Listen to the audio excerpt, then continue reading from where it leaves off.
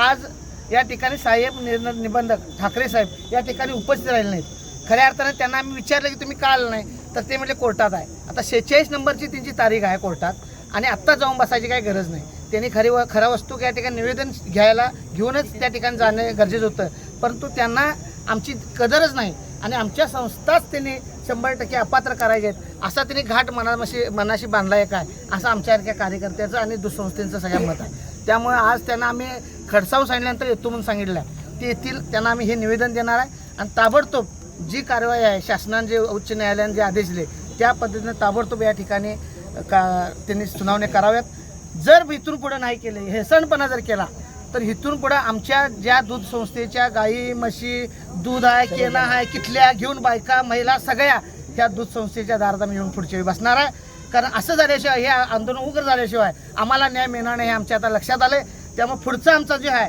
हे आम्ही निवेदन काढणार नाही। आम्ही आता जनावरं घेऊन, आमच्या घरातल्या माया लेकरांना घेऊन, आमच्या घरातल्या दूध म्हशींचं गाईचं दूध घेऊनच या ठिकाणी घेऊन येणार आहे। कारण गोकुळ संपवून निघालेली ही मंडळी आहेत हे आता आमच्या लक्षात आलं आहे। आणि आमची संस्था जर दूध संस्थेचं दूध गोकुळ किंवा इतर संस्था कुठल्या स्वीकारायला तयार नसतील तर आम्ही ह्यांच्या दारात घालणं ते वतणार आहे। अशी आमची पुढची भूमिका आहे। पुढच्या आम्ही जनावरं घेऊनच या ठिकाणी येणार आहे ही आमची भूमिका आहे।